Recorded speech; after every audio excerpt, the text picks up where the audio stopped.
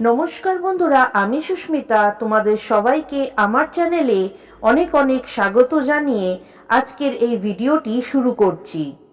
আজ আমি তোমাদের সাথে এই বছর অর্থাৎ 2026 সালে জন্মাষ্টমী সংক্রান্তি একটি ভিডিও শেয়ার করে নেব। বাসুদেব ও দেবকীর অষ্টম সন্তান এবং বিষ্ণুর অষ্টম অবতার কৃষ্ণ কংসের কারাগৃহে জন্ম হয়। ভাদ্রপদ মাসের কৃষ্ণপক্ষের অষ্টমী তিথিতে ও রোহিণী নক্ষত্রে শ্রীকৃষ্ণের জন্ম হয়েছিল।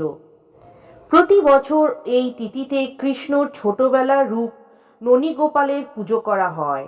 শ্রীকৃষ্ণর জন্মতিথিতে দেশজুড়ে পালিত হয় জন্মাষ্টমী।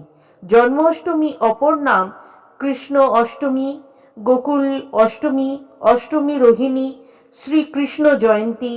অষ্টমী উপলক্ষে নবদ্বীপ, নদিয়া, মথুরা, বৃন্দাবন সহ দেশের বিভিন্ন স্থানে মহাসমারোহে উৎসব পালন করা হয়।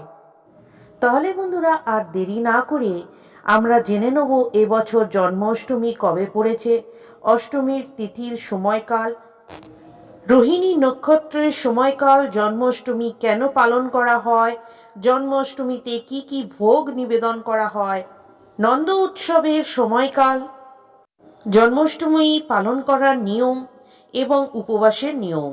2026 সালে জন্মাষ্টমী স্মার্ত ও গোস্বামী উভয় মতে জন্মাষ্টমী পালিত হবে 4 সেপ্টেম্বর, বাংলার 17 ভাদ্র শুক্রবার। 2026 সালে জন্মাষ্টমীর অষ্টমী তিথি লাগবে বৃহস্পতিবার মধ্যরাত্রি 1:45 এবং স্থায়ী হবে শুক্রবার মধ্যরাত 12:01 পর্যন্ত। অর্থাৎ শুক্রবার সারা দিন অষ্টমী তিথি থাকবে। নিয়ম অনুযায়ী জন্মাষ্টমী পুজোর সাধারণত মধ্যরাতে অর্থাৎ রাত্রির 12টা নাগাদ করা হয়। অর্থাৎ এই বছর শুক্রবার 4 সেপ্টেম্বর মধ্যরাত্রে আপনারা জন্মাষ্টমী পুজো পালন করতে পারেন। যদিও মধ্যরাত 12:01 এই অষ্টমী তিথি ছেড়ে যাচ্ছে, কিন্তু সূর্যোদয় পাওয়ার কারণে এই দিন জন্মাষ্টমী পালন করা যাবে। তাই এই দিন মধ্যরাত্রে জন্মাষ্টমী পুজো করতে পারেন। বন্ধুরা, শ্রীকৃষ্ণ ভাদ্র মাসের কৃষ্ণ অষ্টমী তিথিতে রোহিণী নক্ষত্রে জন্মগ্রহণ করেছিলেন। তাই জন্মাষ্টমীর দিন রোহিণী নক্ষত্র যোগ থাকলে তা অত্যন্ত শুভ বলে মনে করা হয়। এবছর রোহিণী নক্ষত্রের সময়কাল শুরু হচ্ছে বৃহস্পতিবার মধ্যরাত্রি 12:57 এবং শেষ হচ্ছে শুক্রবার মধ্যরাত্রি 12:01। রোহিণী নক্ষত্র যোগে পুজো করা শুভ হলেও রোহিণী নক্ষত্রের শেষ হওয়ার পর ও জন্মাষ্টমী পুজো করতে অসুবিধে নেই। শাস্ত্রে আছে, কেউ যদি একবার শ্রীকৃষ্ণের এই জন্মাষ্টমী উৎসব পালন করেন তাহলে তাকে আর এই জড় জগতে জন্ম, মৃত্যু, ব্যাধি, কষ্ট ভোগ করতে হয় না ও পূর্ণ জন্ম গ্রহণ করতেও হয় না। তাহলে বন্ধুরা, জেনে নেওয়া যাক কিভাবে জন্মাষ্টমী ব্রত পালন করবেন। জন্মাষ্টমীর আগের দিন নিরামিষ অন্ন খেয়ে সংযম পালন করতে হবে এবং রাত 12টার মধ্যে খেয়ে নিতে হবে। জন্মাষ্টমীর দিন সকাল থেকে মধ্যরাত্রি পর্যন্ত উপবাস এবং জাগরণ করতে হবে।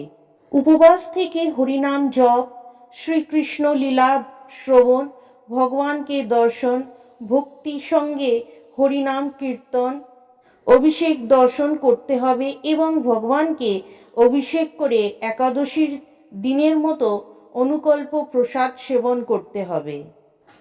তবে যাদের উপবাস পালনের সমস্যা, অসুস্থ, তারা অবশ্যই দুপুর 12টার পর শ্রীকৃষ্ণের কাছে ক্ষমা চেয়ে একটু দুধ বা ফল খেতে পারেন। তবে এই ব্রত একাদশীর মতোই অন্ন সহ পঞ্চরবি শস্য খাবার বিধান নেই। জন্মাষ্টমীর পরের দিন সকালে স্নান করে নির্দিষ্ট সময়ের মধ্যে পারণ মন্ত্র পাঠ করে শ্রীকৃষ্ণের প্রসাদ দিয়ে পারণ করবেন। স্মার্ত ও গোস্বামী উভয় মতেই পারণ সম্পূর্ণ করতে হবে 5 সেপ্টেম্বর বাংলার 18ই ভাদ্র শনিবার সকাল 9টা বেজে 32 মিনিটের মধ্যে। আসুন পারণ মন্ত্র জেনে নেওয়া যাক। সর্বায় সর্বস্বরায় সর্বপতায় সর্বসম্ভবায় গোবিন্দায় নমো নমঃ। পারণ শেষ করার মন্ত্র: ভূতে ভূতেশ্বরায় ভূতে পতায় ভূতসম্ভবায় গোবিন্দায় নমো নমঃ। ননীগোপালের সবচেয়ে প্রিয় খাবার হলো মাখন ও মিচড়ি, তালের পদ, নাড়ু, মোহনভোগ, পায়েস, মালপুয়া, রাবড়ি, মালাই, শ্রীখণ্ড। এছাড়াও ফল, লুচি, সুজিও আপনি নিবেদন করতে পারেন। নন্দ উৎসব হল শ্রীকৃষ্ণের জন্মাষ্টমীর ঠিক পরের দিন, ভাদ্র মাসে কৃষ্ণপক্ষের নবমী তিথি। পৌরাণিক কাহিনী অনুসারে গোকুলের রাজা নন্দ ও রানী যশোদা তাদের পালিত পুত্র শ্রীকৃষ্ণের জন্ম আনন্দে গোকুলবাসীদের নিয়ে এই বিশাল উৎসব পালন করেছিলেন। 2026 সালে জন্মাষ্টমীর পরের দিন অর্থাৎ 5ই সেপ্টেম্বর শনিবার নন্দ উৎসব পালিত হবে। ভাদ্র মাসের কৃষ্ণপক্ষের অষ্টমী তিথিতে ভগবান শ্রীকৃষ্ণের জন্মতিথি বা আবির্ভাব স্মরণ করে জন্মাষ্টমী উৎসব পালন করা হয়। 5000 বছরেরও বেশির আগে এই তিথিতে মথুরার কারাগারে দেবকী ও বাসুদেবের ঘরে শ্রীকৃষ্ণ জন্মগ্রহণ করেছিলেন।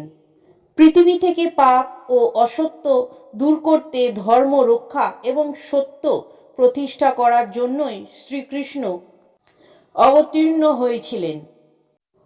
অত্যাচারী রাজা কংসের হাত থেকে মানুষকে মুক্তি দিতে এবং সৃষ্টির পালনের জন্য তার এই ধরাধামে আগমন ঘটেছিল। কৃষ্ণের বাল্যলীলা ও মানব জাতির কল্যাণে তার অবদানকে স্মরণ করে ভক্তরা উৎসব বা পুজোর মাধ্যমে দিনটি উদযাপন করে।